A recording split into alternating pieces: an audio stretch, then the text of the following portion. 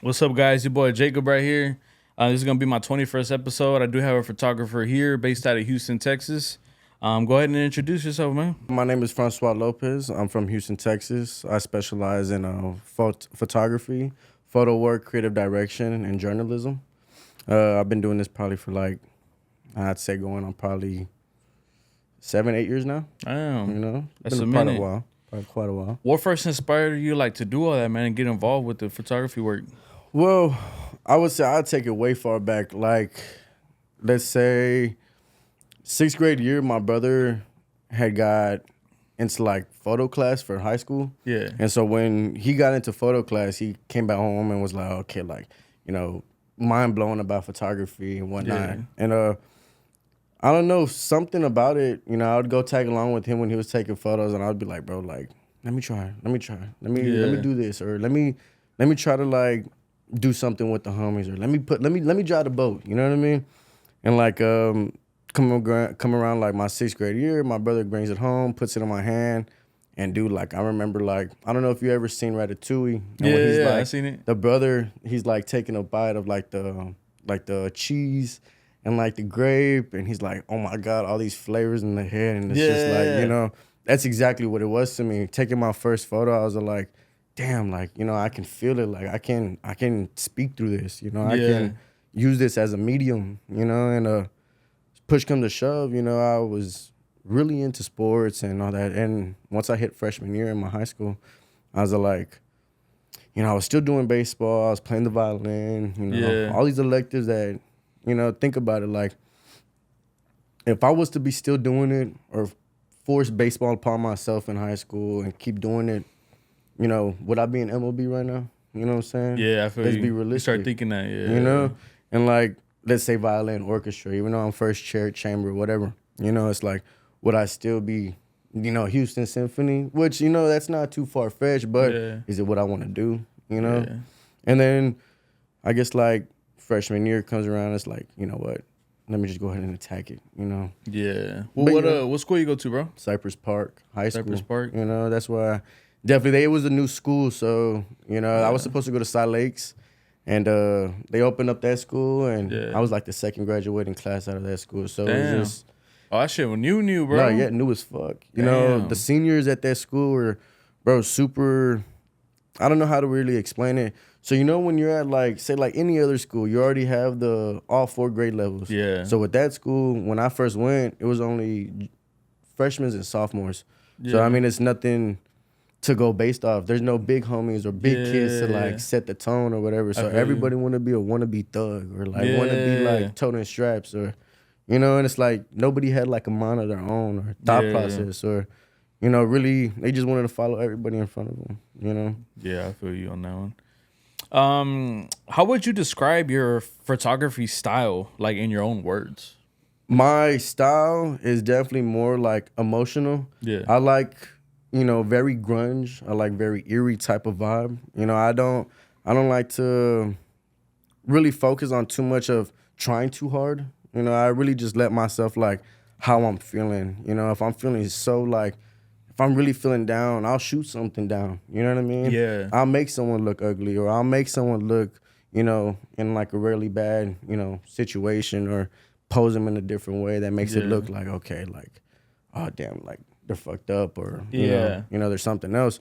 So it's I like to be very controversial with my work too. Yeah. I like my audience to think, I don't want them to be very damn, what the fuck was he thinking when he took this, or what was he what was his thought process on Yeah. And honestly, what you describing is what it gives out, bro. Think so? When I look at the photography work that you take, it's straight emotion, bro. You know what I'm saying? Damn, okay, but cool. you know how to give it off though, you know what I'm saying? But that's really cool that you're able to put emotion without making a video or talking about nothing. You could just post it and you're oh, I know what the emotion is. You know what I'm saying? And that's hard. If you think about it, I think I don't give myself enough credit about that, just because, look, thinking about it, not everyone can create a vibe or, push forward okay, a narrative, be okay, this is what I feel, this is how I can capture it, and this is how I can execute it. Yeah. And this is how I'm gonna make all my audience feel like this. You know what I mean? Yeah. And some people try to, and trust me, dude, I've been through so much trial and error with like even Yeah. having to create like a, you know, I guess like a stability of my like, my work and whatnot. Yeah. So like I've went through shooting artists, models, rappers, just to like, find out, okay, I just want to do my own thing. I just want to do it like this. Yeah. I just want to make people feel. Your work does feel like raw and personal. Do your photos reflect like part of like your own life experience? Oh, most definitely. Yeah. Most definitely. I think my childhood and my upbringing was very rocky and very I guess I always had to like have my guard up.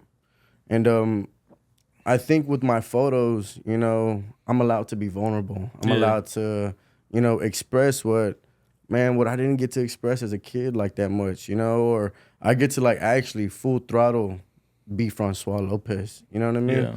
And I think through that, my work really just explains everything that I'm feeling. I'm very vulnerable to the point where, bro, I don't give a fuck what people like think about me. I don't care like what my audience damn like he feels like this or he's a sad ass motherfucker. Like no, I've just been through trials and tribulations. This is just how I reflect on it. Yeah. And it's just think about it too. Like I'm not in this fucking boat alone. Yeah. I'm human just like you are. Yeah. And you're human just like everybody else is as well. I'm pretty sure that you sit there and you're like, okay, like fuck, like, damn, you dwell on things, overthink, but ultimately that's what a man does, Especially at night, bro. Like yeah. you could be doing that when you just driving somewhere. You just be like thinking like fuck. Yeah. Have you ever like been driving and you just zone out and don't even remember like the whole drive? Yeah, you get to a place you're like, what the fuck? I Damn, how drove the fuck? Why didn't crash my Oh God. Oh fuck, man. No, yeah, I've definitely been in that situation, bro. When you realize you be like, what? You get like you shocked, bro. You're like, what the fuck happened? Damn, right I don't there, remember passing this. Damn, I was in a trance, man. Like, we're locked in, dude. You're just thinking, but it's more full throttle as a man. Yeah, I think we have a lot of emotions. We think stuff deeply.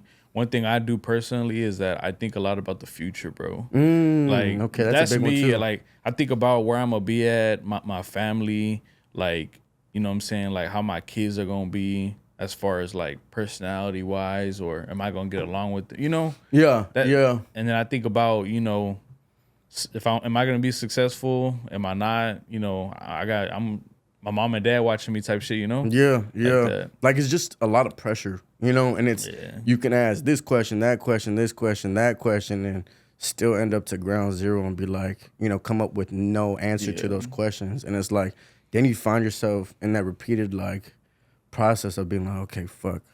All right. And then it starts to be a habit. And then it starts to be like, okay, I need to break this cycle. I need to get out of this like mindset or, I got to make some shit shake now. Like, you know what I mean? And it's just different, I do think it's because like the world in general, they look up to us, man. You know what I'm saying? Hell yeah. Especially like every single family or like your mom, your sister, everybody like they want to look up to you. So you kind of want to like do the things the right way and like, just it's a lot of to bring in, Mm-hmm. Yeah, definitely. It's like just pressure out the ass. Yeah.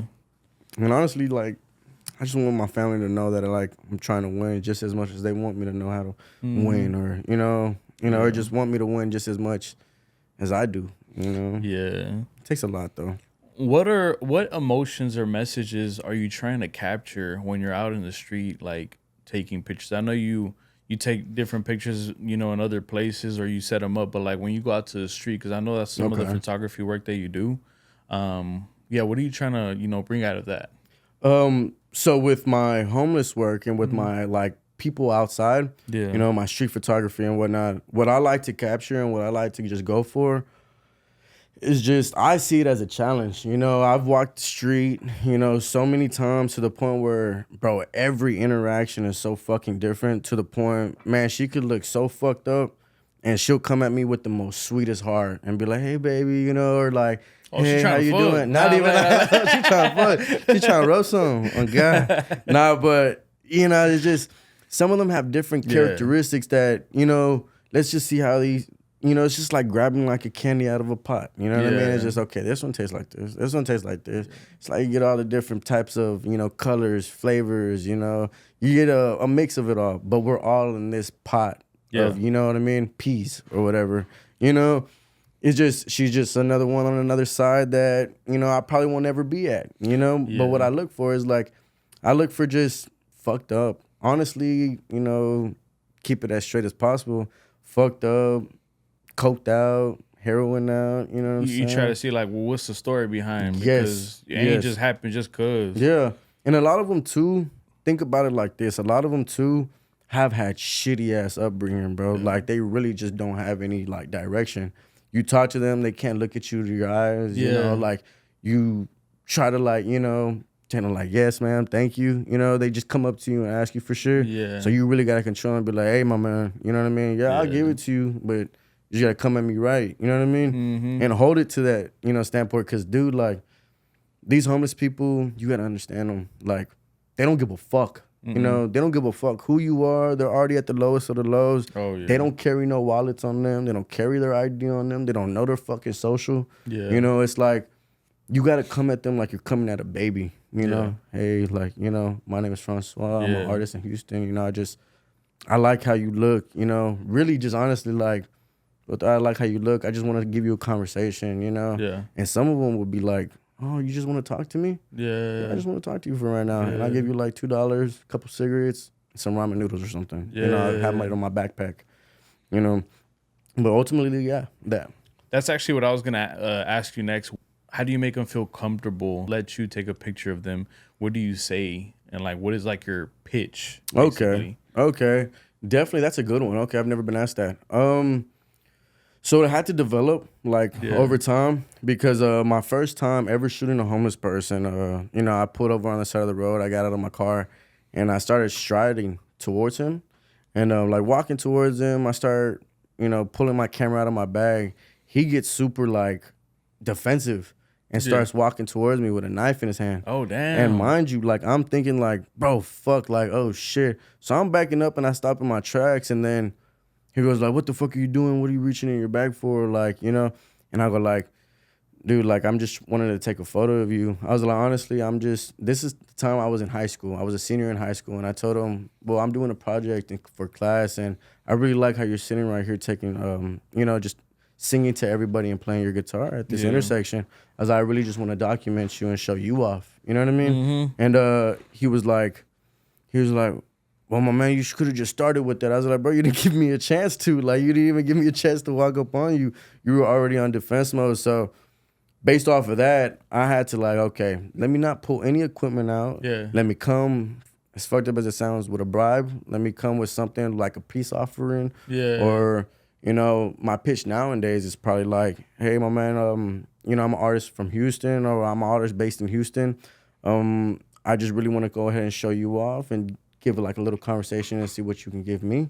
Would you be able to take a couple photos for me or let me take a couple shots of you for like maybe 2 cigarettes and a couple dollars, you know? Or are you hungry? Have you ate today? You know, I'll tell you what, I'll make you a deal. You give me 2 photos or 3 photos, I'll get you something to eat. You know what I mean? Or I'll give you a beer or I'll get you some cigarettes. Bro, the thing is, I'm vulnerable with my subjects too. Sometimes I need a beer. You know what I mean? Hell yeah. You know, I'd rather someone that, you know, I'm pulling up on the side of the street on and I'm, rather than giving them money up ahead, be honest with me, are you going to spend it on food? On food? You're going to spend it on drugs? You're going to spend it on weed? You're going to spend it on alcohol? You need your fix, bro? I get it, bro. You already fucked up. Go get your beer, bro. You know what I mean? Yeah. And it's like, it's not that like I'm in like encouraging it. It's like, dude, I can't help him. Like I can't help him. Like be like, get on your feet, bro. Ultimately, it has to be that person that wants to be helped. You know, you can't help a drug addict be clean. You know, you gotta. They have to want it themselves. Oh, they have to want it. Yeah, for sure. You know, or else you just, dude, you're helping out, trying to put it all full throttle in, and bro, you're not gonna receive nothing back. You're just gonna be slapped in the face like, damn, bro, all this was for nothing. They got family. If they didn't listen to their own family, what makes you think they're gonna listen to you off the street? Like it's another way of healing, you know. Exactly. But I know what you're saying though. Last time, I was at a gas station. Dude pulled up. He was like, "Hey, bro, can you give me a couple dollars? I'm trying to eat." And I was like, "Hey," I just told him, I was like, "Hey, just be straight up. I'm gonna give you $5. What you gonna use it for?" just be straight up, bro. I ain't even going. He's like, I ain't gonna lie, I'm gonna buy some cigarettes. Yeah, hell And yeah. I was all like, shit, I'll go buy them for you. Let's go. You know what I'm saying? So I bought it for him, and we was just chopping it up a little bit, and then I did, cause I had the same mindset as what you saying. Like, even if I told him don't do that, what he gonna do? He's gonna go fucking pay it. You gonna buy it anyway. It's free will, bro. You know what I mean? It's just Yeah. like I'd rather you be honest with me. You know, like from man to man or woman to man, like just let me know. You know what I mean? I'm not gonna judge you. I'm not gonna sit here and be like, damn, you shouldn't be doing that, bro. You know? But I'm not gonna put the money in your hand after you tell me that. I'll just go buy it for you. Yeah. You know? Has there any been some moments when you went out there to speak to the homeless that like kind of stuck with you, that is something that you'll never forget? Or is it the one that you already said? It's definitely that. Yeah. I will never forget that one. I will never ever. Just because, dude, it was so fresh. I'm a senior in high school. I don't know what the fuck I'm doing. All I know is just I have a vision. You know, I have an idea of what I wanted to like acquire. And, you know, I would just wanted to act on it. And now, like, thinking back, dude, I think at the point, like, I've always been like an adrenaline junkie. So like, dude, I would have that same reaction. So like, I guess, see myself in these individuals in a way, you know, to a point of too much of being like, damn, like I probably take in too much of them, you know? Yeah. It has its, you know, back and forth. What do you think is the number one cause of being homeless? Do you think it's more of like a mental health issue? Or do you think that like they actually go through things in life, or do you think it's a mixture of both, or do you think one weighs more than the other? So I would say you hit it right on the dot with everything. So it's a subject of everything that has something to play with it. Mental health, upbringing, not having any morality or any moral type of like, you know, of way of living a life, you know, no ambition, no, you know what I mean? No drive, you know. You gotta understand some of these homeless, some of these people, they come from, you know, bro, the worst of the worst, you know. You think that we have it bad, or some of us have it bad, or, you know, and it's like, no, bro, some of these girls, some of these men have been molested by their family probably since they were babies. They don't know how to get it out of their head. Probably when they became 18 years old, they were still being molested. Or I've heard stories like that. Prostitutes that I used to go take photos for and whatnot, they would tell me the same thing. They know sex work because all they knew was sex work. You know what I mean? Or their moms would pimp them out. Yeah, you know? their parents would pimp them out. And it's like, what the fuck, that's bro? crazy, bro. What? Like, I could never imagine doing that to my daughter. Once I have kids, you know, I could never imagine putting my blood out there like that, you know? Or doing some shit like that. Yeah, there's one time I was talking to a girl, man. I just met her. She was here in Houston or whatever, and I met up with her. We was, you know, vibing. We was having lunch together, and she was cool as fuck. But something was off though. Like, you know, when something off, you know. So then I guess like, you know, 1 week goes by and we already talking like more deeper, and she was just like, "So man, I need to tell you something." She said, "I like you and everything, but I just want to let you know that when it comes to like, you know, like us being like, you know, in the future sexually, you know, whatever." She's like, "I can't do it." She's like, "I got raped by my dad." Oh, what the fuck? And I was all like, damn. I ain't never heard somebody say that. No, You know, so I was just like, what the fuck? I was all like, damn. I was like, oh, so where's your dad now? And, you know, she was like, nah, I haven't seen him. He's in Mexico now, but yeah, he raped me and this and that. And I was like, that's crazy. And bro, that like, really fucks him up, bro. bro. It fucks them up because they relive it. You know, they relive it. They see it. They're traumatized by that. You got to think about it when you're a baby and that is being done to you. When your brain is developing at that age, yeah, bro, it has to develop around it. You know, it has to develop with that as I guess not a blockage in the mind, but your mind has to develop alongside that happening to you. Yeah. So your brain just develops, I don't know if you know what I mean? Yeah, you know what I'm saying? Yeah, it develops with that happening to you. So you're used to that. You've seen that. Now this is how your brain is wired, you know? I remember there was exactly how you were. I was talking to this one girl and, you know, I was fucking with her for a little bit and, you know, she was comfortable with me. Yeah. It was probably like when I was like a senior, you know, and we you know, eventually, you know, one thing leads to another. one of these days, you know, like I just grab her stomach, you know. I have like a, you know, I'm a sensory dude. Like I like skin, I like, you know, soft legs, I like, you know, you get what I'm saying, right? Yeah, You know, you touching the it's shit. like, exactly, you know, and I guess like that's what I like. So I touch her belly, and I've done it before, mind you. And bro, like she like freaked out, you know, freaked out. She's like, "Oh, don't do that," and she like turned around and curled up in the wall and just started crying. What?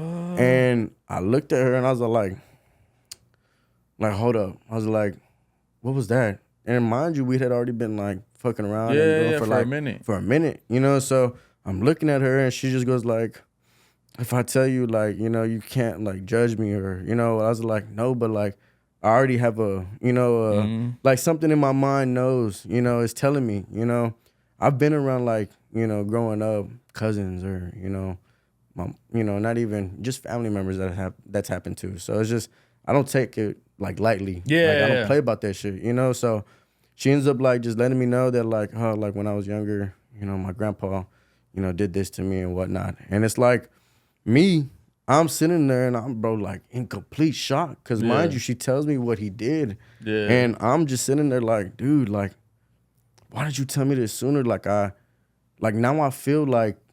Now I feel weird. Now I feel bad. Like, you know, I kind of like started shedding a tear because it's like, you telling me he did that to you? I asked you to do that. Like, you know, like he made you do. So it's like, am I bad too? Like, why didn't you tell me that? Like, you know? They make you kind of feel bad. I know what you mean. It's not easy, I guess, you know? Exactly. Like, it was just like a sensitive topic. And I told her, she was like, no, it's different from you because, like, of course it's consensual. It's everything. Like, I really love you and, you know, all these things. Ended up being my girlfriend for a little bit, but, you know, or like a little fling for a while. Yeah. You know, ultimately it was just like, bro, fuck. I remember when she went home that night, I was just like, bro, like, no fucking way. Like, I feel nasty. Like, I feel like I did something wrong. Yeah. You know? I know what you mean, yeah. And I just like, I felt very hard for it. And since that day too, like, I always like, bro, like, even though it's a sensitive question to ask, you would be surprised how many fucking girls go through it, bro. Dude, I don't heard it's already. Often. Like, it's very often. Oh, very often. It's very common. Way too common. Way too common, dude. Way too, bro. It's disgusting, man. That shit breaks my heart. But yeah, definitely. When it comes to like going for your shoots, man, what's your creative process before, during, and after a shoot? Like, what is the process on it? Like, what is going through your mind? Let's say a model shoot. Okay, just setting up a model. What I like to do is I like to develop a relationship with my model first. I like to go out and have like a drink of coffee or let's go have a drink. Let's go get a cocktail and like let me dig deeper into your brain. Let me see what you're comfortable with wearing. Yeah. Let me get your measurements. Let me see what your, you know, what your style is, what you're gravitated towards, what you're most comfortable in. Let me go ahead and look at your profile, your portfolio. Yeah. Let me see like what shoots you've done, and let me see what you shine out in. Yeah. And then that's where you tell me, okay, I feel good about this. I like this, you know. I didn't like this shoot with him. So, you know, don't try not to like, you know, make me look like that. Okay, noted, you know. But ultimately, I go ahead and do that, build a relationship with my model. Second, I go ahead and just like build a mood board. I like doing mood boards and, okay, this shoot, I want it to be like this. Mood board is basically, in my opinion, is just what you're wanting to grab and I guess approach the shoot with. Yeah. And, you know, with the colors, like I was telling you earlier, colors, flavors, you know, styles, you know, what do you want to like, I guess like you can pick from the mood board and get like a little inspiration from them. Yeah. You know, I like to print them out, do a little collage, put it out together, see like, okay, I'm from this, I like this. Now, I don't want to replicate this, but I can use some of this and I can use some of this. And I can make it my thing, or I can make it something that I want to, you know, approach it with, you know. And you gotta understand too, art is very, you know, well, photos, art, when you're doing campaign, brand shoots, ultimately everything's been done before. You know, you have to be different. Yeah. But nowadays, it's a message now. You know, it's like, what are you trying to say? What are you provoking? What are you, you know, trying to explain to your audience, so your audience, okay, with like how you tell me earlier, like creating a vibe, you know, without saying anything, what can I shoot? what can I say? What can I like, I guess, post my model as, and get that message across. Like, okay, if I want to feel fucked up or feel sad, like, I'm a poser. Like, you know, she's a little bit more eerie, you know? Yeah. If I want her to be more popping, like business shoots or headshots, okay, I'm going to have her, you know, more of like I guess more of like a dignified pose, you know? And you want to go ahead and just look at poses like that, breed your model.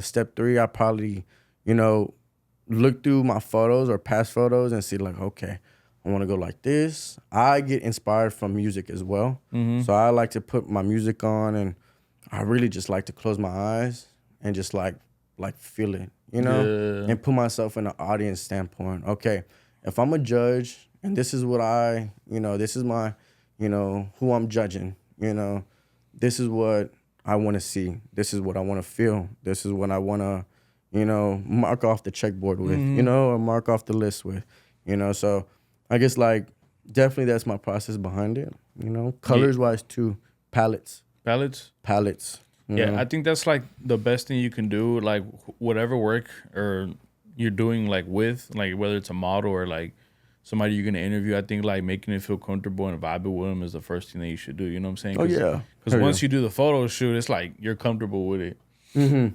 Especially like, you know, I see the type of photography that, you know, you have done. That's definitely like you do gotta make it feel very comfortable, huh? Very, you know, very, dude. Because some of them you gotta think about it, dude. I'm a man. You know, I'm a dude at the end of the day. Yeah. Not every model's gonna want to just, you know, take off their shirt and be like, pop a titty out and pop a titty out. You know, and it's up to me to be like, hey, you know, I'm not like looking down. I'm here. You know, I'm eye to eye the whole shoot. You know, I'm okay. Are you okay? You doing okay? You comfortable? You want to build that so they know who you are. They trust you. You're not gonna sexualize them. They don't want that. You know, they want to be comfortable. And you gotta think about it in the industry too, bro. When they tell you, you know, say like for showrooms or, you know, for runways and whatnot. When say like a brand has like finally their first fashion show or whatever, or say that they get big and they're in Paris or something. When they're in showrooms, you think that the model has to go into a fitting room and whatnot. Like I've seen it and I've heard stories too. You think the model goes in the fitting room and has to put on those garments? No, those stylists make you dress in front of them just so where they can tailor your, you know, your stuff. All right, we like it like this. All right, this is the look. You know what I mean? They already have looks that, you know, they already put you in before you walk that show, you know, and you already know what you're going to put on. But ultimately, put it on in front of everybody. Males too, you know? And it's crazy too, I like being so close to my clients and my models and my people that I'm working with and collaborating with. Just because, dude, that model industry is so fucked. Like, you could be the most anorexic girl, you know? And you come up in an audition, you know, and go on a casting call, and they'll just be like, nah, you're too fat, you know? And it's like, what the fuck? Like, holy shit. And mind you, the girl could probably be like, 90 pounds. I promise you. Has no titties. It's not what we're looking for, it's you know? It's not what we're looking for. You know, and it's crazy because some of these girls have no booties, no titties, just flat chest. And it's like, that's the look some of them are going for. Some of them, they're like, nah, we need skinnier or we need smaller, you know? And it's just like models like Alex Consani or something like that. Like she's very out there, you know, she's funny on TikTok. She's funny on, you know, her personality seeps through everything. And on top of that, bro, she's fucking got it. Like she's got it like that, bro.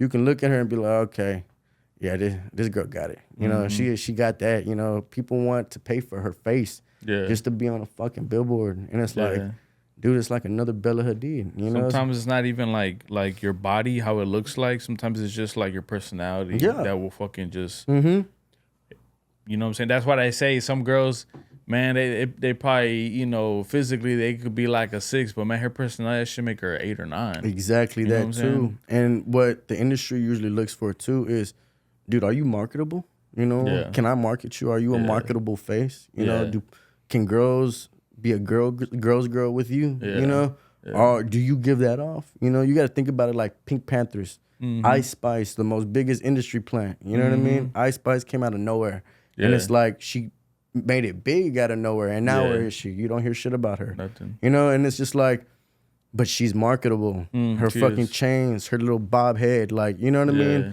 That little fucking microphone she got on that shit. Like, it's Yeah. like, I don't know, like, it's a look. Yeah. It's a facade that they set you up for and that you have to set yourself up for, I guess, to be successful. You know? Everything's a facade. Yeah. You're right about that. Are you marketable? You have to.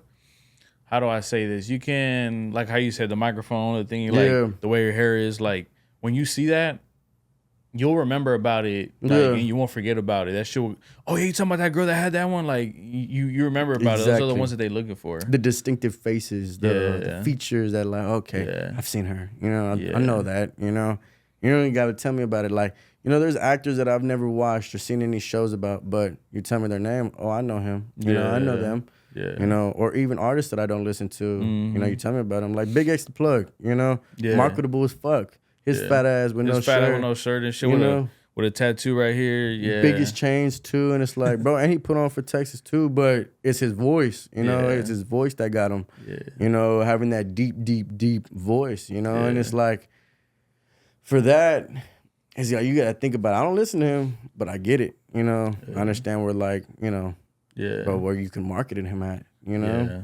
He brings in numbers, you know? He does. Well, what is your favorite type of music to listen to? I'm very everywhere. Like, my music's very bipolar. For real? I like, you know, my everyday music, I listen to, like, the trap, rap, you know, let's see what else. I don't really listen to R&B and stuff like that, but a lot of the artists that I work with, you know, or collaborate with, they're in R&B or they're, you know, rappers as well. So that's when I guess, developed my ear for it as well. Yeah. Back when I was in high school and stuff like that, all I would listen to was like The Doors, Led Zeppelin, you know, Pink Floyd or Rod Stewart or, you know, Janis Joplin, you know, old heads, 60s, 70s, 80s type of music. You know, I didn't really like 80s or 90s until I probably like graduated. 80s I don't really fuck with. 90s, like grunge, 2000s, alternative, that like shit resonates with me like completely, you know. And I love, like, I don't know, they're just very, at that time, like, it's very cool, you know. I think like everybody was wearing probably Jinko pants, everybody had their own style. Think about it, in the 60s and 70s, it wasn't gay to dress up nice, you know, or wear some bell bottoms, you know. There wasn't a definition for it. It's, bro, you just had a sense, like you knew what you was doing, like, you know. Everybody did it, not just, you know, just you or thinking outside the box. Okay, I want to dress like this. No, everybody had that mindset. Like, I just want to be fresh, you know? You know, you think about it too, you know, plain tees and just T-shirts, they were never common back then either. Everybody had a button-up. Print and shit. Print, button-up. T-shirts, I guess, got normalized probably like within like the 2000s, probably like 90s as well. You know what I mean? Yeah. Like, being in that comfortable state, you know. Now you walk outside, you see motherfuckers going to Walmart in fucking pajamas. Oh, hell yeah. And, you know, still wife beaters on. And it's like, bro, put something else on. Like, put some fucking sandals on. Or you could put some sandals on with some fucking jeans and still, you know, look good. Like, at least a little bit presentable. Than some fucking sweatpants and, you know, some house shoes or something. It's like, nah, bro. Nobody used to dress like that back then. Everybody goes out with like a sense of style, you know? Yeah, nah, I feel you. And it's just crazy. It's cool. It's cool. What kind of gear do you use when you're doing photography? And do you feel like it's more about the camera? Or do you feel like it's more about the person behind the camera? I think it's the person. I've used the same equipment, same camera, same everything since I first started. And when I first started, my shit was ass with those cameras. Like, ass as fuck, man. And then, like, now I look at my work now and it's like, dude, like, my shit looks professional. It looks like, you know, has a, you know, I guess direction towards it, you know. But you find that by just taking photos every fucking day and not getting any sleep and, you know, this is what I want to do. But, you know, other people can have, like, a different opinion on it. But me, I think, just because of my style and like the work that I guess like my path in photography is more emotion. Yeah. Like you don't need a fucking HD camera to capture emotion. I see what you mean. Yeah. You know what I mean? Yeah. But versus say like if I'm shooting a campaign, you know, of course I'll go rent like a bigger camera and be like, okay, I need this Sony for this. You know what I mean? Or I need this because this got half stops, you know, or has half stops. I can go ahead and get faster shutter speeds and, you know, versus what my Canon T5 can't do, you know? And it just looks sharper, you know, and that's what you want for brand content, campaigns and what like that, with models for like headshots that you're sending to an agency. You want distinctness, you know what I mean? Yeah. Or HD. But versus with like street photography and whatnot, it's your style. Your style alone, you know. Yeah, because you could probably even do that with the phone too, like as far as like the style that you know what I'm saying. But what is the camera that you use right now? And if you could, what would be the camera that you would want?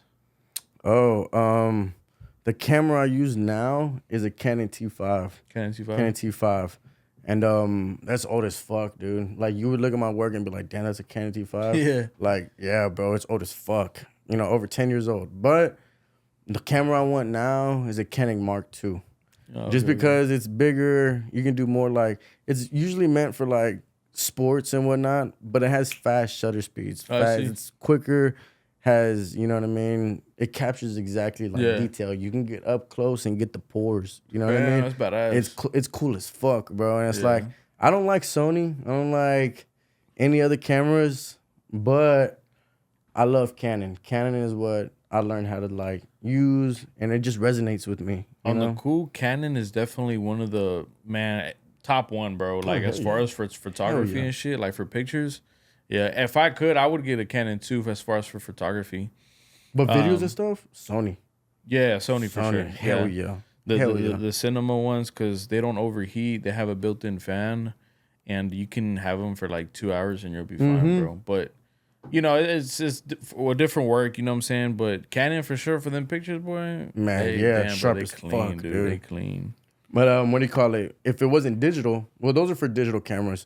For film, I use a Canon Rebel G for my film photography, and then my dream camera for film photography would definitely be a Leica. A Leica? A Leica. Have you heard of Leica? I've seen it before. Yeah. Bro, they're sharp as fuck. And their black and white film photos is like, what the fuck? Damn. You would not think like a camera could do something like that or give that type of like emotion. After the podcast, I'm going to go ahead and show you some like the work that people have used, you know, or have done with like a cameras. And you're going to be like, okay, like I see the difference. It's more like a motion. I don't know. It's wavy, but it's very calm. You know, it's very, very emotional, you know, very moving. I don't know how to really explain it. Yeah. But it's just like how I said, like different styles, flavors, you know what I mean? It's always good to like experiment with stuff like that. But that Leica is just top tier for film. I'm going to look into that. Has social media changed the way you shoot or the way people see your work? I know like now, like social media is like a big thing. You can like put your name out there. People can, you know, go viral on TikTok on photography work. Do you feel like it's kind of easier to become a photographer now because of the way social media has actually? Social media is definitely a big bump and definitely the biggest tool that any artist or any creative, even as yourself, you know, for podcasts, that's your biggest tool, you know. But at the end of the day, you got to think about how many people are on that app doing the same exact thing as you. You know. And it's like, yeah, I can do this and I can push this out in my style alone.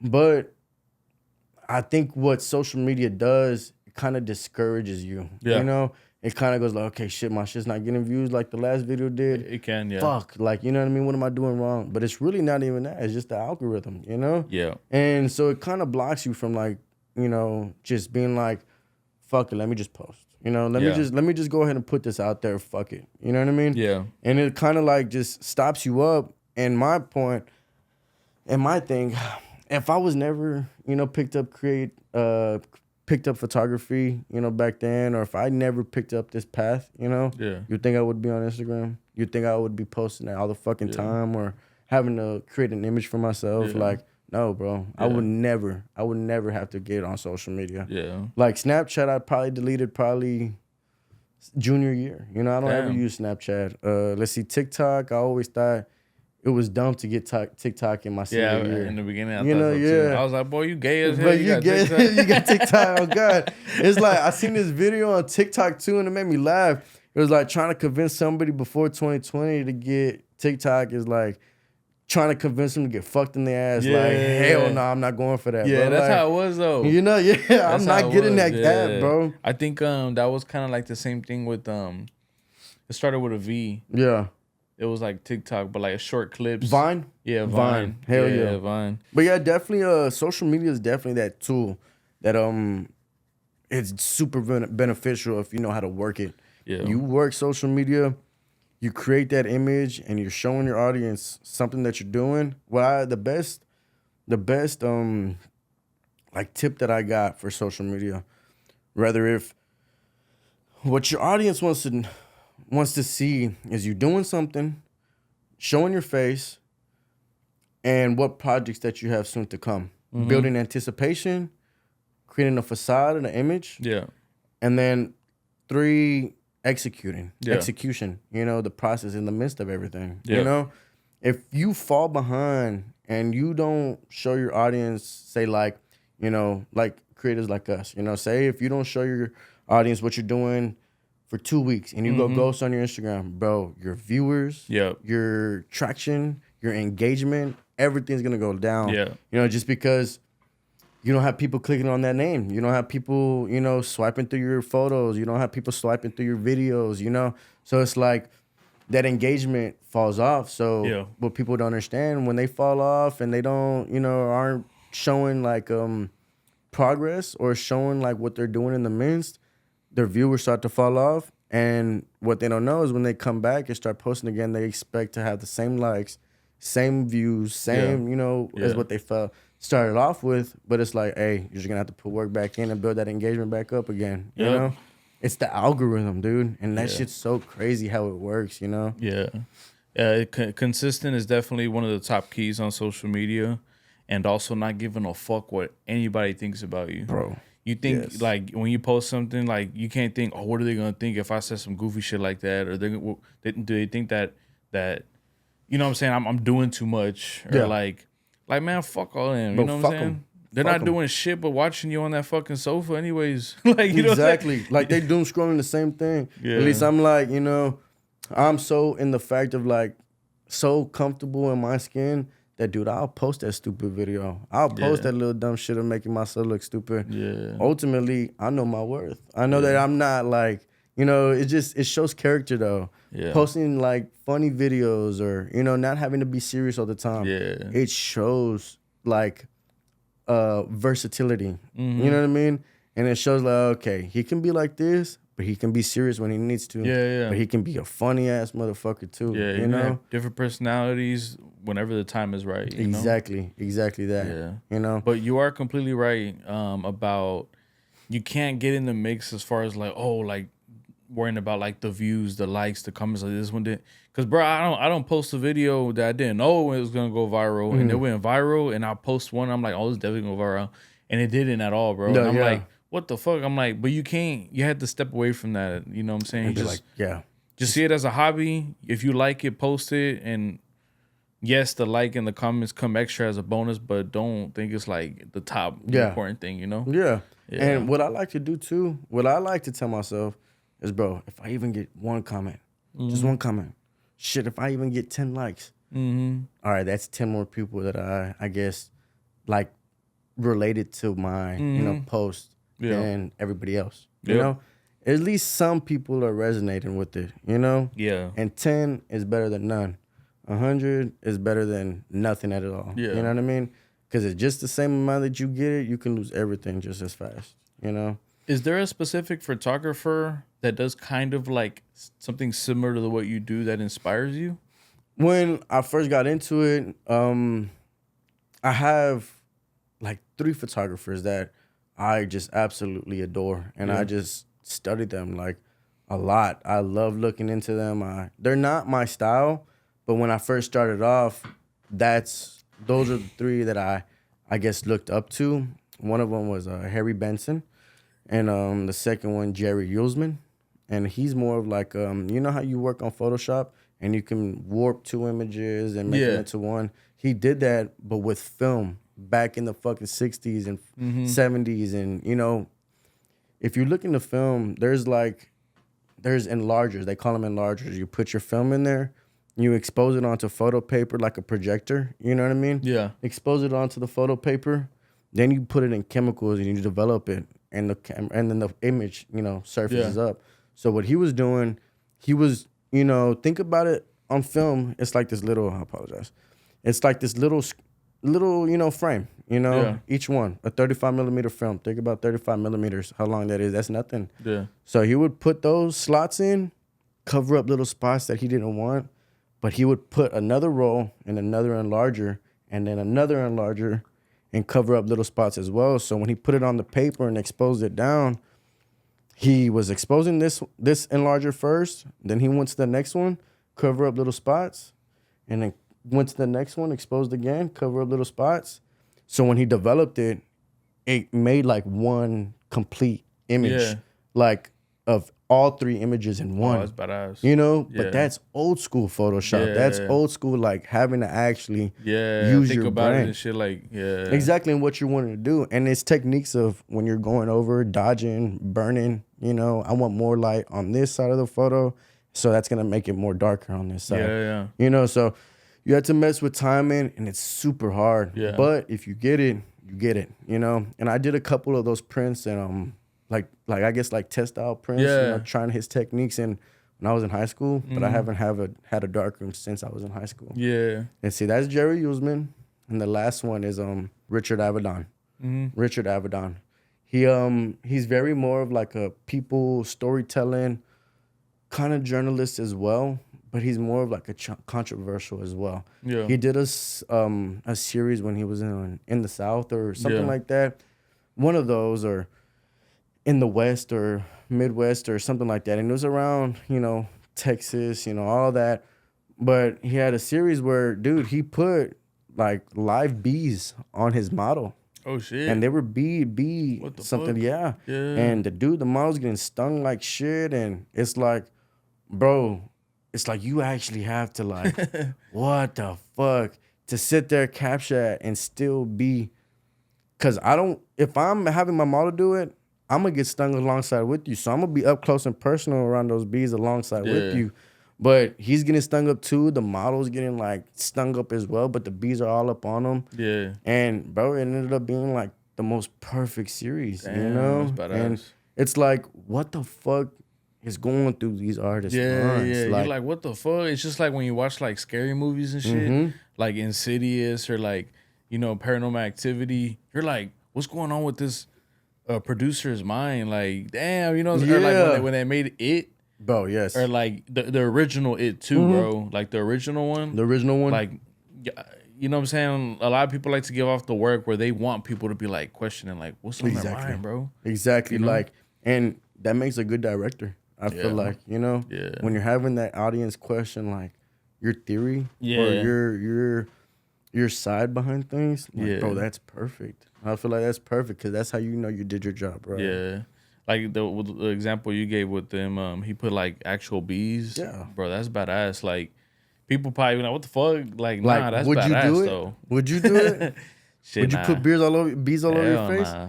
Yeah. I don't think anybody would, you know? So it's kind of crazy, like, fuck, okay, people actually have a certain, like, you know, say, starting blue collars, you know? All right, I want to go ahead and go to job. I go to work every day, and this is what I have to do. You know, that's the same thing as an artist. Fuck, if I have to go and put myself and risk myself, you know, putting myself 200 feet up in the sky and having to lean over and go like that, I'm going to risk everything for the shot. Yeah. You know what I mean? Everything. And it's like, me too. I resonate with that because I love risk. I love risking my life. I love, like, that adrenaline, I guess, like, rush. You know, I've always been like that as a kid. Yeah. And, like, I think photography has that certain, I guess, standard as well because, you know, it gives you that certain, you know, adrenaline pump, you know? And it's just, little by little, you know what I mean? Develops. So talking about, you know, pictures that have blown up, what's been the most powerful reaction you received from a photo that you shared? Okay. So there's been a couple, I think. I worked with Suki, I think like Q Yasuka on Instagram, and she was on the cover of Drake's album. Okay. And that's the one with she's like the one with like the gold tooth. Yeah, it's like that. Yeah. Her. And I came across her at like an event or whatnot. And I had my camera on me. That's an event that I've been to before. Yeah. And I knew the people that she was with. Okay. And I went up to like my homie, it was No Friends. His name was No Friends. And I told him like, hey, like, can I go ahead and get a photo? Like, can I, help me out, bro? Like, put me in that door. Put me on, like, put me on. He was all like, let me go ahead and ask her. Let me see what's up. And then he asked her, and she was just all like, yeah, come on. Like, we take the photos real quick. It was a quick run and gun. Just got her however she was, And then come to find out, she actually fucked with them. I took the photos, went home, edited them. I was so like hyped about it. Like, damn, okay, I met Suki. You never want to be a fan either. You never. Yeah, wanna you want to act there. like they normal. Like you just talk to them like they in the street type shit. Yeah, you're a human just like me. I'm not finna like, and honestly, they don't like that either. People that have like a status, people that have that, like, you're not gonna go up to them and be like this fucking big ass fan. Yeah. Ultimately, it's just gonna be like, if I work with you, you're gonna be fanned out the whole time I work with you. Like I'll be like, man, give me a head already. You know what I'm saying? Like, fuck out my dick. Exactly, bro. Get my dick out your mouth. Like, yeah, and that's exactly how it is. In the industry too, like, it's like, dude, are you for the work? Or do you just want my fucking face? Like, you know what I mean? Yeah. And ultimately, on my side, it's like, I just want to work. So with her, went home, edited them, dropped them on Instagram. She ended up coming across them, reposted them, and then on her story and everything, posted them on her profile. And dude, like, my whole post got thrown up to probably, well, mind you, my photos were doing like probably like 200 likes, 150 likes. Bro, when she reposted my work, my photos went up to probably, that post alone had, and it doesn't sound like a lot, but it's probably like about like 6,000 likes. Yeah. 6,000, 5,000 likes. And I was looking at it and I'm like, what the fuck? Like, and mind you, like, I had to turn off my notifications because it's just, motherfuckers just liking it like crazy. And it's like, okay, now I'm getting some recognition. Now I'm getting some love, like real love that I'm probably deserving. And then, that one. And then I worked with Aaron May as well. Aaron May, he's a Houston-based artist as well from A-Leaf. And, they just threw me on. The record label, like, needed help with the shoot one time. And I have a friend that is Aaron May's, I guess, like, primary photographer. Yeah. And his name is Simon. And he goes by I Am Young Brown. He does a bunch of DJing and that type of stuff. And but his photo work is beautiful. Yeah. It's very beautiful. He's very much like that, like, campaign type of, just magazine type of worthy. Yeah. I love his work. But he ended up telling me, like, hey, dude, like, we just need help in the shoot. I just don't want to ask any type of photographer. I want to ask a photographer that I trust. And I was like, yeah, bro, just let me know where I need to be. Ended up pulling up the next day, shoot with Aaron May. Mind you, like, at this time, I had been telling my family, my friends, everybody around me, hey, like, I'm going to do it. Like, you know what I mean? I'm definitely going to get in these rooms that I need to be in. And I need to, I'm going to build these relationships. And then sure enough, they put me on, take their photos. I sent it to them, but they loved them. Aaron himself, like, they'll text me himself, like, hey, bro, I love these, but can you change these up a little bit? Yeah. Yeah, let me go ahead and work with you, brother. And like, work with me, I work with you. You scratch my back, I scratch your back. Yeah. Maybe you don't like how this looks a little bit, but I can alter it a little bit and do it like this to still warp my style and still keep my same style, but to the point where you're, satisfied as well. Yeah. And sure enough, we just built that, posted it. He reposted my stuff. Now everybody knows that I shot for Aaron May, Yeah. And it's like, oh, fuck, people from Cali, people from, like, shit, like, even New York, San Francisco, because you can see, like, your insights and whatnot. And most of them are from Cali. You would think a lot of them are from Houston, just because that's where you're from. That's where that artist is from as well. Yeah. But, dude, there's love coming from everywhere. Everywhere, you bro. know, Every in the and US. it's beautiful. It's just beautiful because it's like, damn, like, mind you, I'm 19 at the time. I think I was like 19 years old, Yeah. and I was just like, bro, what the fuck? Like, Yeah. this is what I stopped playing the violin and going to baseball practice for. Yeah. You know, this is paying me off right now. Yeah. You know, but then that just goes on for a while, shooting artists and models. Yeah. But then you want to go ahead and just be like, I want to do my own thing now. You know, fuck it. I don't want to be known as like an artist photographer no more. I don't want to be known as shooting music videos. Yeah. Fuck that. That's very minimal. That's very surface level. Let me go ahead and stop shooting BTS now. Let me be the primary now. Yeah. Let me run my show, you know? And that's what, you know, I guess a little bit more drive is necessary. Because, I mean, everybody just wants to, like, start something and, like how we were talking about, see the views right after they just shot, you know? Yeah. And it's like, bro, no. Like, fuck no. That's super unlikely, you know? And think about it. It happens. You know, you can be that one that just blows up just because you got it, your marketing skills, the way you like make it look, creating a vibe on your social media, and you're hitting those caps every time you're posting. You know, you're not just on one type of thing. You're very versatile. You know, and that plays a huge part in, like, I guess, like how I said, like, just do like creating style, be yourself. You know, because I mean, anybody could just, you know, okay, I like what he's doing.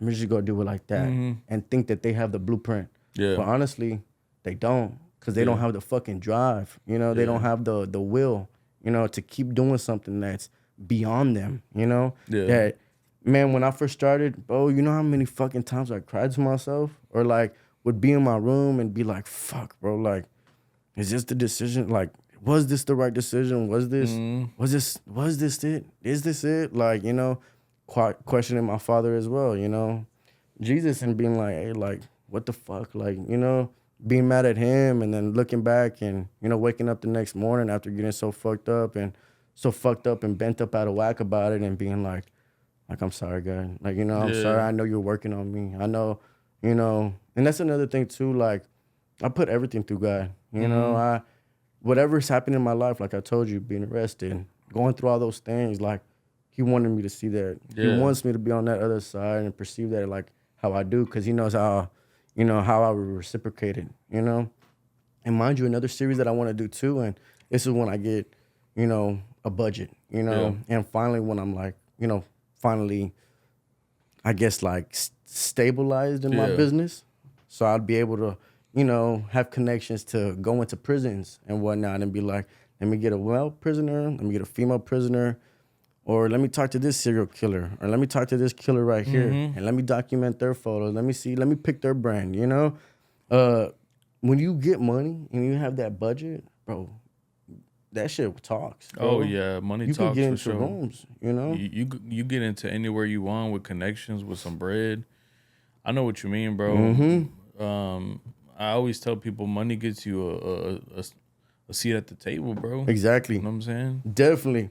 And you know, like those big ass parties in LA and shit too. Like, you know how much they pay for their fucking, like, I guess, membership, or, you know, just to be at a even country clubs. Have you heard about that, bro? They're like $50,000 memberships for country clubs, like, even out of Houston, you know, just to go every day, have a fucking membership card that you can rack up. You know, just go in that bitch anytime. You know, that's crazy. Go eat, feed your whole family, but you paid it in that 50,000. Yeah, and it's like, is it all inclusive, or did you pay that 50K to be there? Like, it's like, fuck no. If you go there every fucking day, but you're not gonna go every day, you know, then it's probably worth it. But you know, you gotta really love golf, bro. Fuck that. You know, have you ever been golfing? Hell nah, but I seen people though. I've been invited, but I'm like, bro, I can't even hit that hole on Top Golf, bro. Yeah, like, hell nah. I'm not finna fucking embarrass myself like that, bro. Hell nah. Yeah. Well, you fuck with golf like that? Nah. I've been once. You know, I've been once, like, to like an actual course and try to do some like holes and whatever. And it's like, bro, like, I'm watching like my homie like knock the fuck out that thing. Yeah. And I'm just sitting there like, I'm trying to swing it like a baseball bat, bro. Like, And he's like, bro, you can't swing it like a bat, like it's not baseball. It's a technique toward. I'm like, bro, like, yeah, fuck that technique, fuck all that, bro. Yeah, bro, let me just go smoke. Yeah, I'll just go smoke, bro. Nah, yeah, I feel you, bro. I was at that spot. I'd be swinging all stupid and my fucking back starts hurting. I'm like, man, fuck this Man, shit. fuck this. Start pulling something and be like, damn, okay, like, yeah, hell yeah, nah, fuck this, bro. Yeah. Hell nah. Hey, man, but where do you see your photography career going next? Do you see you in, like, some galleries? Do you see you, like, doing a couple more artists? Like, where do you see it next? Most definitely. So, I like that. That's a good one. This year, I'm pushing for my next gallery and my next exhibition. It's gonna be a solo exhibition as well, but I guess this is where I can actually drop it. You know, Yeah. that's what I was wanting to do. But this next series that I'm doing is gonna be based off just Texas, you know, alone, and more of just like, you know, everybody's been doing Texas and full throttle, like where I'm from and where they're from and whatnot. But my feeling of Texas is I want to understand everybody in Texas. I want to go ahead and get from Houston to fuck San Antonio, fuck Dallas, fuck everywhere else. I want to go towards Midwest, towards like Odessa, towards like, you know, those, I guess, real ranch, like outdoor desert type houses, you know? I feel you. People that have to drive 30 minutes or whatever just to get to the nearest fucking gas station or, you know, an hour to get to the next gas station. And it's like that, you know, alone would be so fucking like, I guess like super powerful in my way. You know, I don't want to document Texas as in, you know, Houston city life. Bro, there's so much in Texas that we don't know about or that we've never seen. Oh, we don't think that we don't think that Texas has that, I guess, like infrastructure or landscape design or look.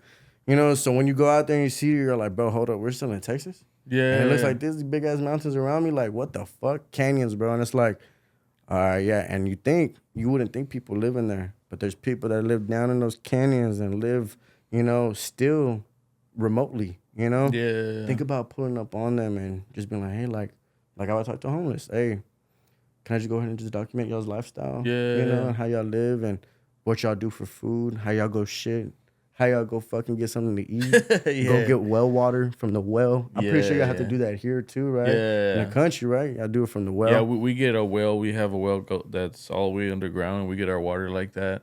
But I know what you mean, though, bro, because you want to kind of, that type of lifestyle is not the norm anymore. So, but it's not, like, we don't live through that either, but we want to know. We're interested, you know what I'm saying? Because we're like. It's intriguing. Yeah, it's intriguing, you know what I'm saying? But I've actually had that conversation with someone before. They said, bro, there's so many things in Texas, bro. Like, especially over there, like you saying, over there where, like, there's mountains and shit. I recently saw a post a couple months ago, I think you posted. I don't know if it was in Texas, but you went to, like, a place where it was just, like sand everywhere. Monahans, Texas. How was that? Bro, beautiful. I shot a campaign out there. And it was for this company named I Want Deviance, one of the Deviance, one of those. But shot it for him. Let's see. We went out there. It was like a 8-hour trip out there. Damn. We got there probably we left around like 5 a.m. We didn't get there probably till like about 4 p.m. You know, stopping, getting something to eat, get gas. You know, it takes a little bit of time. It adds on. We didn't get there till about 4:30, 4 o'clock. 4 o'clock, 4:30. We only had about an hour and a half to 2 hours to shoot. Think about it. We're in Midwest now. Yeah. Sun's gonna go down faster. You know, it's gonna be earlier than what it is in Houston. You know, so even though we're in Texas, it's still fucking. You know, it's the sun is still. Texas, bro, it's huge, bro. Like you wouldn't think. You know, but we had to stop. We only had till about like 6:30 to shoot. So, and then right after that, we're not staying out there that night. Yeah, you know, we have to drive home. You know, Damn, yeah. So it's like we're up shooting from 5 a.m. till 8 a.m. the next day, and then I still had to go to work that next day too. Damn. So I had work probably about like 10 a.m. the next morning. You know, Damn. so I went out there, did a whole like 16 hours down and back, shot. Still had to come back, went to work, edited at work a little bit. You know, on my break. Still just grinding, you know? And then we dropped the campaign photos and it's like, bro, fuck, okay, yeah. Now this is exactly like what it is, you know, what it's about. Yeah. You know, you can do anything in Houston. You know, you can Yeah. shoot city, you can shoot urban, you know, or rural areas, you know. But when you start incorporating stuff that you don't see every day, Yeah. you know, little spots that you have to drive 10 hours to, it's like, okay, now you actually have a goal. Now you actually have something that you can build something off of and be like, Yeah. okay, this is not familiar. This is not something I look at every day, you know? So let me go ahead and just make something from it, you know? Yeah. And Monahan's really, I guess, gave me that epiphany where I want to document Texas. Not put on for Texas, but I want to document it Yeah. in every which way, you know, Yeah. people, you know, how they live, you know, and what I want to do I want to do it in the most raw style. So I'm saving up for a bike, like a motorcycle. Yeah. And I just want to go dolo. I don't want to go with anybody else, just me, my strap, and a gas of, you know, my camera and a full tank of gas, you know? Hell yeah. And a That's backpack, hard. you know? Yeah. And honestly, fuck the clothes, you know? I don't give a fuck what I'm wearing, you know? I wear Hell the same yeah. clothes for, bro, I'm telling you, bro, I'll just bring a bag of underwear, you know, that's it. Yeah. I'll wear the same clothes for a fucking week. As long as I can Yeah, I get some feel you. fucking water and just wash my body a little bit. Like, you know, that's it. You know? That's some dedication right there, bro. You know what I'm saying? Definitely. Just full throttle, like you said, bro. Just go out there, do your thing, and you know, take a lot of photos and videos. I think that I'll be exciting, bro. No, You know what I'm hell yeah, saying? bro. I'm telling you, it's gonna be something big. Not really big, but it's gonna be another landmark in my career, you know. Yeah. And having that second gallery or that exhibition is gonna be just another, not really a key to the city, but a key to other people. You Yeah. know, inspiring others, inspiring myself too. You know, and it's like the more, you know, that second gallery, I just, you know, I want it to happen tomorrow. I do. But I don't see it happening probably like within, I'm telling you, this series is going to take a Yeah. while. So I'm saying like within another year, you Yeah. know? So I want to start teasing at it, start marketing for it, like little by little. I feel So you. I'm building that anticipation, you know, for about a year. Then it happens, I'm going to have people there. My last gallery, I had about 200 people sold Yeah. out, you know? Yeah. Showed out to my gallery. And, you know, at first, from being my first gallery, my mom and my sister, everybody was around there. I was like, hey, you know, my gallery started at 7. You know, but in Houston, nobody's gonna make it to an event or anything early as fuck. Never. Yeah. You know, they're gonna be there 9:30, 10 o'clock. Yeah. You know what I mean? And if it's till 2 in the morning, oh, they're gonna get there later. You know what I mean? Like 11 type shit. Yeah. Exactly. You know what I mean?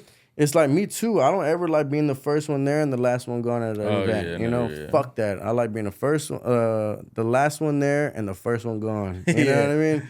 And it's just, you know, you gotta understand how people work. My mom and my sister were telling me, hey, like, come around like 9 o'clock, 8:30, you know, my first exhibition. They were just like, hey, you think anybody's gonna show up? And I was like, oh, trust.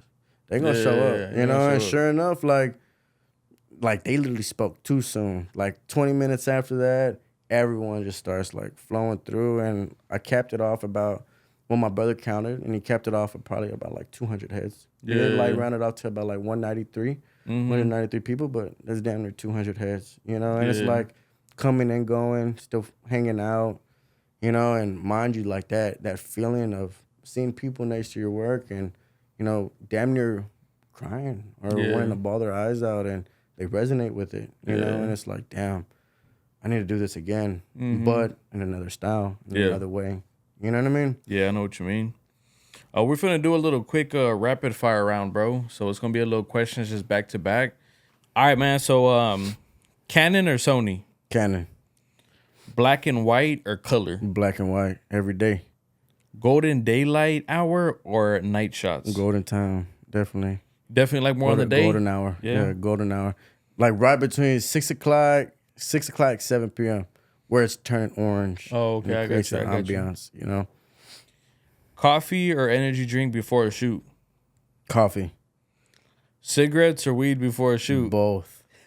Both. Weed before, just so I can relax and get into the zone, and then a cigarette during.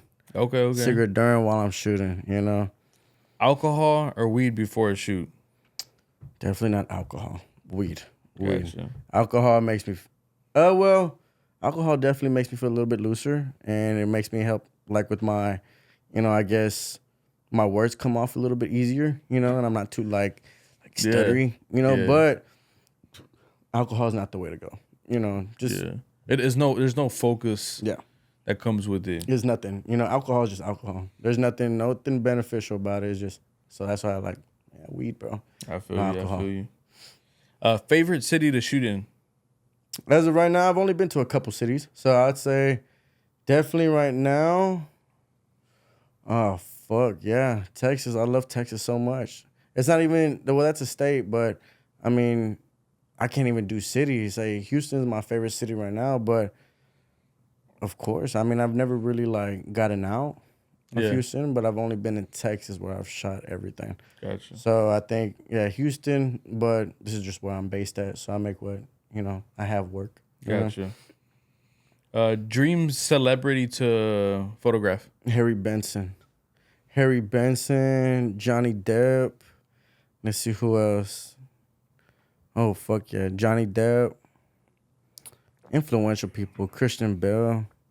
I would love to shoot the president too, and I would, even though how controversial and how fucked up he is, I would like to shoot Trump. Yeah. You know, I don't focus anything on what he's doing or just his image and like you know what I'm saying. You know, it's history. Like it's key thoughts to, history in our timeline, American history. You know what I mean? Yeah.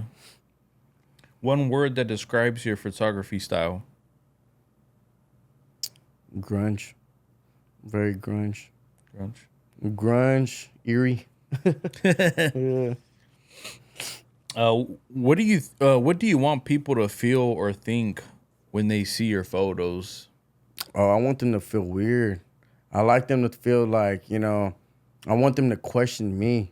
I want them to think I'm crazy. I want them to think like, okay, what was he thinking when he was doing this? Like, why the fuck would he post this? Why the fuck would he do this? And it's like, if I initiate a question response in you, that just makes me know and lets me allow myself to understand that I did my job the way that I needed to do it, And if you're asking these questions, it's like, okay, then you're digging deeper in yourself. Now you want the answer. You know what I mean? Yeah. What was I thinking? And ultimately, I was just going off of vulnerability, instinct. You know what I mean? Something that I wanted to, I guess put in front of your face, Yeah. Yeah. Because it's not every day that you're going to ask yourself these questions or stop yourself up and be like, okay, we see homeless people. Let's just go ahead and walk past them. Well, honestly, I get that, But it's up to me to put that out there and talk to them so we can understand it as a whole. I see. You know what I'm saying? Yeah. What is one photo in your Instagram that you think pops out the most where you can kind of tell a story? Maybe a story that you'll never forget. One on your Instagram post, if you have one. Okay. A story that I'll never forget. I have two of them, actually. Spider, and that's the one with the knife. He's playing a guitar. I'll show you that one after. Or maybe you could put it up. Yeah, I'll put it up. Put it right here. But Spider, and then Margaret and Friends. Margaret, think about... You know how you go to the bank and you have the drive-through, and you have the ATM, you have the little chute that you could put your little. It's like a whole bank thing, the drive-through. The bank was foreclosed on. Nobody's in it. Nobody works in it. But 3 homeless people set up on that bank drive-through. They put a bed in between the ATM, the little tube thing. Oh shit! She had like flowers being grown. She had pumpkin seeds being grown. She had her own little garden off little like beer bottles or beer cans or little pots that she would find on the road from walking around or scavenging around Houston. And this was on 1960 and 249. Okay. Right there. So I seen it and I pulled over and I started taking photos of her, and she was going for it as well, giving her cigarettes, pitch as well. But that one was crazy because as she's giving me a tour around her, area about her like bed where she sleeps at, where she grows her plants, over to where she disposes her shit and her poop and her pee and all that, where they need to go use the restroom. They do it all right there in front of everybody. And then she goes like, casually talking to me, and I look over, and there's another bed on the other side of the drive-thru, and she goes like, oh, they're just sleeping. And mind you, like they're like like spread eagle on the bed, and I'm like sitting there like, what the fuck, you know, just, you know. And the lady looks like, you know, she got her shorts up her ass, you know, and it's like, but it's very, very raw, you know. Margaret didn't give a fuck who the fuck was seeing her. Margaret didn't give a fuck who the fuck, you know, came by and tried to judge her, you know. The whole time I was talking to her, bro, she felt beautiful, you know. She looked at her, she didn't think anything bad about herself. Oh, I'm beautiful, you know, I'm this and I'm that. And she had her little Tiffany jewelry on. Just because you're homeless and you have those little things doesn't mean that she bought them, or maybe they were gifted to her. Maybe she just likes to look like that. Maybe they didn't cost a fucking thing. You know, maybe she finessed them. But, you know, ultimately, I felt her, you know, and that's one of them that, like, I'll never forget. You know, I'll never forget her. And when my first exhibition happened, one of her photos got sold within, you know, probably when the bid started. Like, hers was bidded on the most. Yeah. And they ended up taking her photo for, I think I sold it for about 100, 150 bucks. Yeah. That's what's up, bro. You know, so it's just like, it was just me taking the time to pull over, and then now I sold her image for 200 bucks, you know? Yeah. I feel like definitely that's something in a photo that is, like, very raw, you know what I'm saying? Something that people go through, and, you know, like you said, she was very confident on her life story. She didn't give a fuck about what nobody thought about her. So that's probably what, like, it all told that in that photo. Exactly. You know what I'm saying? Very free-minded, free at heart, free will, you know, free everything. Yeah. You know, he didn't give a fuck, you know? She was just living. Yeah. She said she already put her kids through school.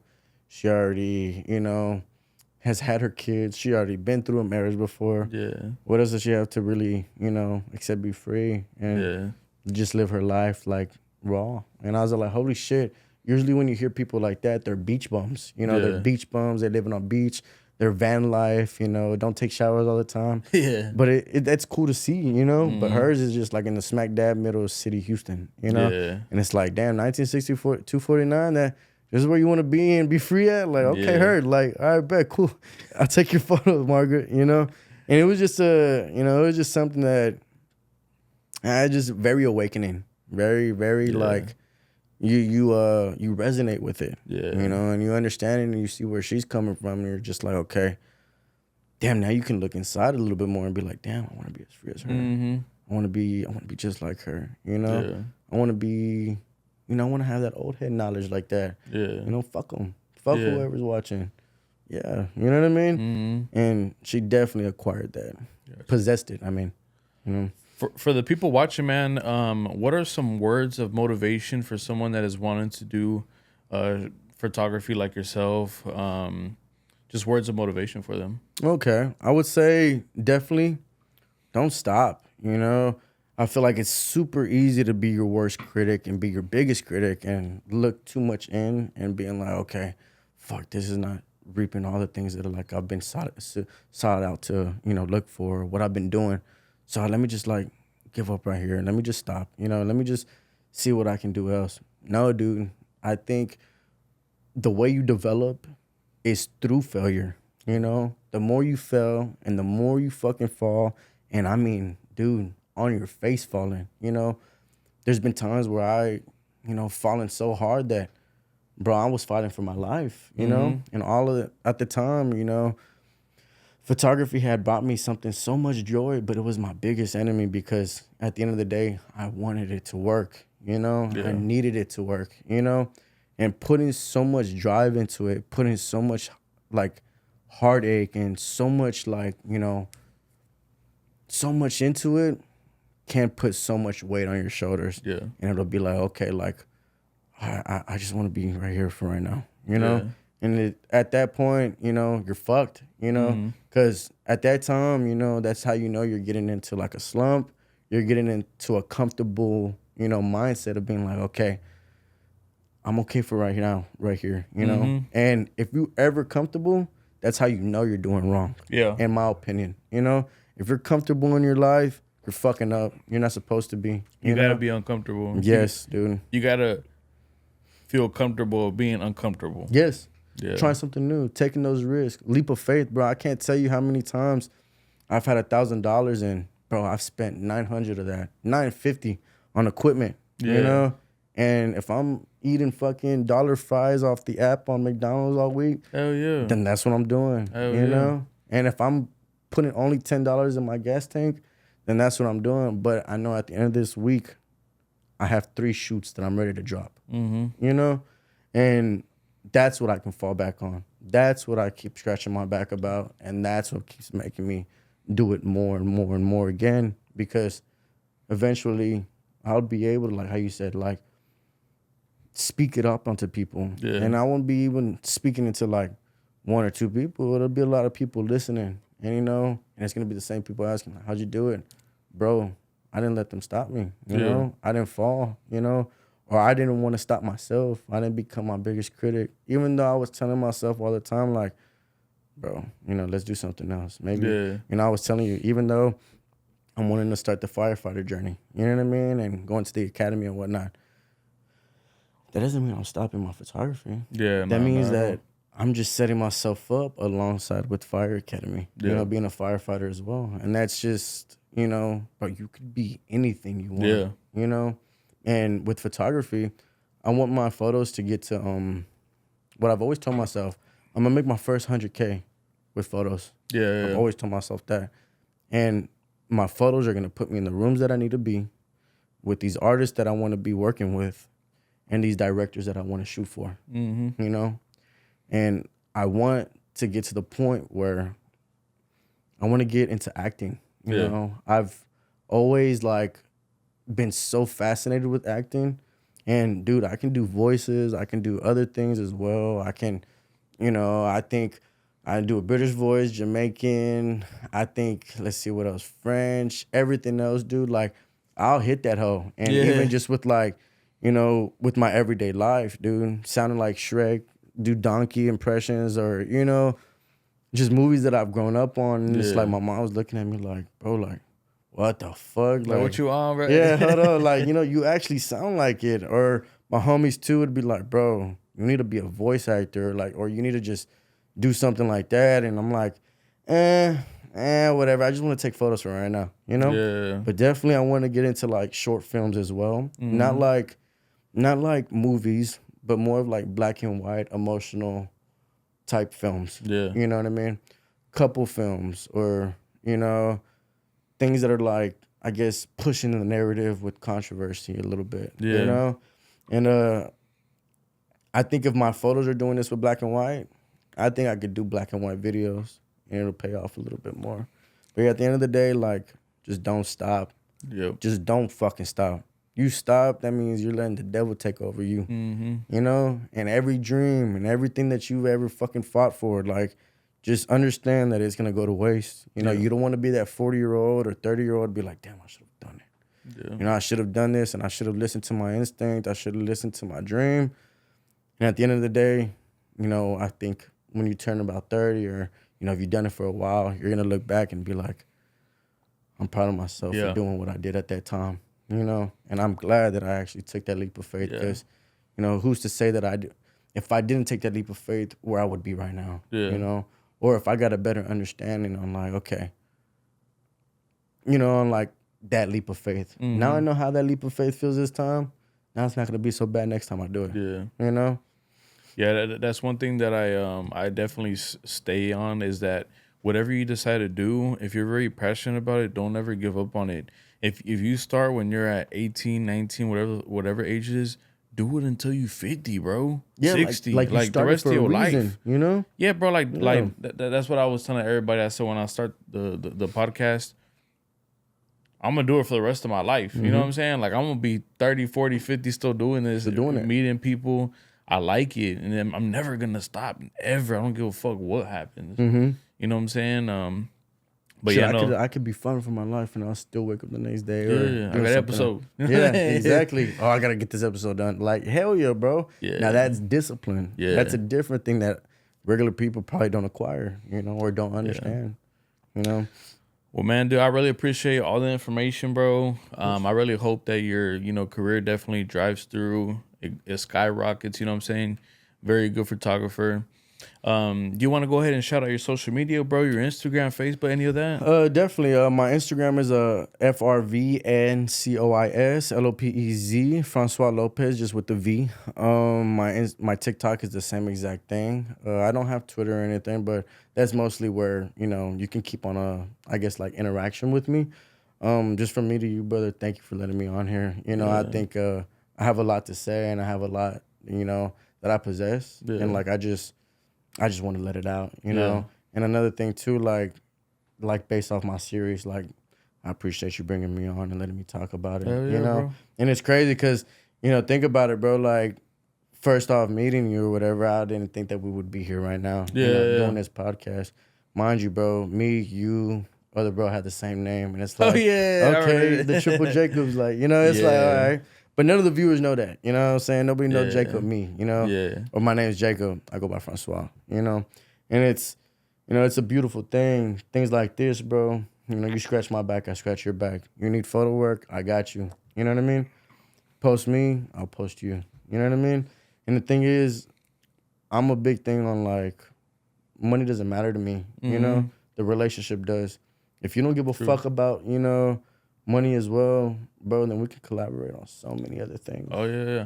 I feel like connections and is more important than just the bread, you know what I'm saying? Yeah. Relationship and connections. That shit will take you further, bro. Exactly, because we'll come up to later together, and it'll be like, okay, I saw you at your raw spots. You saw me at my raw spots, but we've overcome this to, as a whole. And now I'm somewhere where we were talking about 5 years back, excuse me, where I wanted to be or where we wanted to be. Now we're here.